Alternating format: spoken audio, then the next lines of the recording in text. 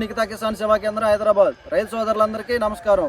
ఈరోజు మనం అప్పిరెడ్డి గారి తోట చూడటానికి వచ్చాము. మన అప్పిరెడ్డి గారు ఇప్పటికి 2 సంవత్సరాల నుంచి చూడుతున్నారు కదండి, ఇది 3వ సంవత్సరం. అయితే ఇప్పుడు ఈ సంవత్సరం మిరప తోట 15 ఎకరాల పైన వేశారు అప్పిరెడ్డి గారు. ఇప్పుడు ఈ రోజు తోట పరిస్థితి ఎలా ఉంది ఏంటి కనుక్కుందామని ఇక్కడికి రావడం జరిగింది. ఇప్పుడు రైతుతో మాట్లాడదాం మనం. నమస్తే అప్పిరెడ్డి గారు, బాగున్నారండి? ఇప్పుడు నిరుడు మనం ఆ చేనుకి పత్తికి వాటన్నిటికి వాడాం కదా. పత్తి అప్పుడు మనం స్టార్టింగ్ లో చూసినప్పుడు కాపు కానీ అంతా కూడా బాగా వచ్చింది కదా.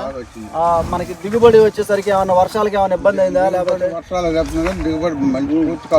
బాగానే వచ్చింది కదా, ఎక్కడ వేస్ట్ అయితే కాలేదు కదా, ఖాళీ అవ్వలేదు.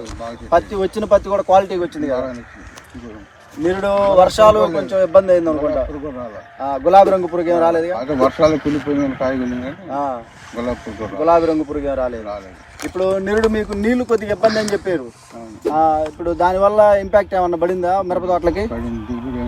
దిగుబడి తగ్గింది నిరుడు ఆంధ్రప్రదేశ్లో మన ఈ పల్నాడు డిస్టిక్, గుంటూరు, ఈ సరౌండింగ్స్ వీళ్ళకి వర్షాలు లేవు, తర్వాత ఈ కాలువ నీళ్ళు కూడా లేవు. అందువల్ల మిరప తోటలు ఎర్లీగానే క్లోజ్ అయిపోయినాయి అందరికీ, నీళ్లు లేకపోవడం వల్ల. దానివల్ల కొద్దిగా దిగుబడులు అయితే తగ్గినాయి అని చెప్పడం జరిగింది మన రెడ్డి గారు.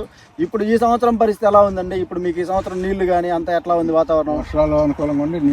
నీళ్లు కూడా బాగానే ఉన్నాయి. ఇప్పుడు ఈ మిరప తోట ఇది ఎన్ని ఎకరాలు ఇప్పుడు మనం నిలబడ్డది? ఇది 3 ఎకరాలు. ఏ వెరైటీ ఇది? 341 BASF 341. BASF 341 వెరైటీ ఇది. ఇప్పుడు దీనికి వయసు ఎంత ఉంటుంది? అటు ఇటుగా 60 రోజుల లోపల ఉంటుంది. ఇప్పుడు ఇది 50 నుంచి 60 రోజుల మధ్యలో ఉంది తోట వయసు చూస్తే. ఇప్పుడు దీనికి మిగతా ఆయిల్స్ ఎన్ని రౌండ్లు కొట్టడం జరిగింది? ఆయిల్స్ ఇప్పుడు 3 రౌండ్ 4 రౌండ్ అయిపోతున్నాం. 4వ రౌండ్ వేయబోతున్నారు. ఇప్పుడు తోటలో చూస్తే ఎక్కడన్నా పిన్నీసులు లాలుతున్నాయి, ఇంక అంతకు మించి ఇంక నాకేమి ప్రాబ్లం కనపట్లా. ముడతలు కానీ ఏం లేవు. తోట పైన వచ్చేది చిగుర్లు కానీ అన్ని క్లారిటీగా ఉన్నాయి. ఇంకా ఇప్పుడు మీరు ఏమనుకుంటున్నారు మన నిఖితా ఆయిల్స్ గురించి? పోయిన సంవత్సరం కూడా చెప్పారు అందరూ వాడుకోవచ్చు అని. ఇప్పుడు ఈ సంవత్సరం ఏం చెప్తారు మన రైతులకి? వాడచ్చు, ఇబ్బంది ఏం లేదు. అంటే పోయిన కాటన్ అసలు ఒక్క ట్యాంక్ కూడా బయట మంది అసలు ఒక్క లీటర్ కూడా వాడలేదు. చివరి దాకా బ్రహ్మగా. అయితే వర్షం మన చేతిలో చేస్తున్నాం. వర్షం మనం ఏం చేస్తాం, అది దేవుడు అట్ట చేస్తే అట్ట వస్తుంది, మనం ఏం చేస్తాం. గులాబీ రంగు పురుగు అయితే రాలేదు కానీ నిరుడు. కాయ సైజులు కానీ దిగుబడులు కానీ అన్ని బాగానే వచ్చినాయి. ఇది రైతు సోదరులందరూ కూడా పత్తికి మన రెడ్డి గారు స్టార్టింగ్ నుంచి ఎండింగ్ దాకా వేరే మంది ఏది కొట్టలేదు. గులాబీ రంగు పురుగు రాలేదు, ఏ పురుగు రాలేదు. పత్తి చాలా క్లారిటీగా వచ్చిందని చెప్పడం జరిగింది. ఇప్పుడు మిరప తోటకు కూడా బాగానే ఉంది. ఇప్పుడు దీనికి మందు కొట్టి ఎన్ని రోజులు అవుతుందండి? మందు కొట్టి 6 రోజులు అవుతుంది. పైన వచ్చేది ఇవన్నీ చూడండి ఎంత నీట్గా వస్తున్నాయో, ఎక్కడా కూడా ముడతేం లేదు. చిగుర్లు చాలా బాగా వస్తున్నాయి. ఈ గెనుపులు కూడా చూస్తే మీకు దగ్గరగా వస్తున్నాయి. గెనుపులు కూడా ఏ కొమ్మ తీసుకున్నా కూడా. ఇవాళ మేజర్గా మనం ఎందుకు వచ్చామంటే నవంబర్ మంత్లో పూతలో పురుగు వస్తుంది, అది ఏమైనా ఉందా అనేది చూడటానికి రావటం జరిగింది. ఇక్కడ ఏం లేదు, ఈ పూతలో పురుగు ఏం లేదు. ఇది ఆయిల్స్ కొడుతున్న తోటల్లో పూతలో పురుగు అయితే ఉండదు. చూడండి ఒకసారి, ఏ పూత ఏం చూడండి, పూతలో పురుగు ఉండదు. పైన చిగురులు చూడండి ఎంత నీట్గా వస్తున్నాయో.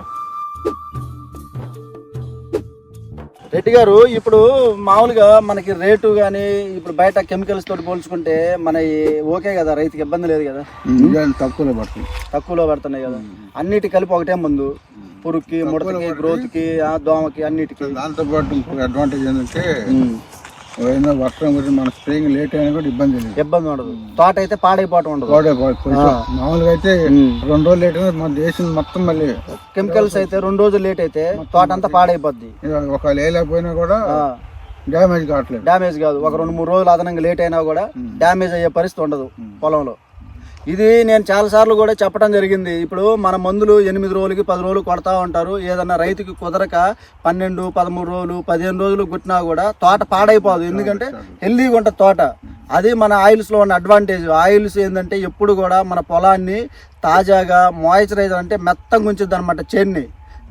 మేము చెప్పిన డోసుల ప్రకారంగా వాడుకుంటే ఏ ప్రాబ్లం రాదు. ఆయిల్స్ కొట్టుకోవాలి గ్రోత్ రావాలంటే.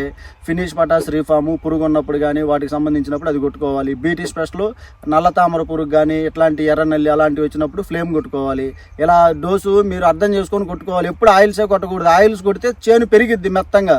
మీరు ఆ చేను పెరిగిన దాన్ని ఆపేసుకొని కాపు దించుకోవాలి అంటే ఫినిష్ పటాస్ రీఫామ్ కానీ బీటీ స్పెషల్ కానీ కొట్టుకోవాలి మీరు.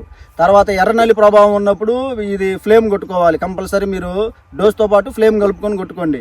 ఒకవేళ దోమ ఉంటే బుల్లెట్ కొట్టుకోవాలి, తెగుళ్ళు ఉంటే 10x పవర్ ఆల్ క్లియర్. ఇట్లాగా మన దగ్గర అన్నీ ఉన్నాయి. మంత్రా వచ్చేసి కాపు రావడానికి.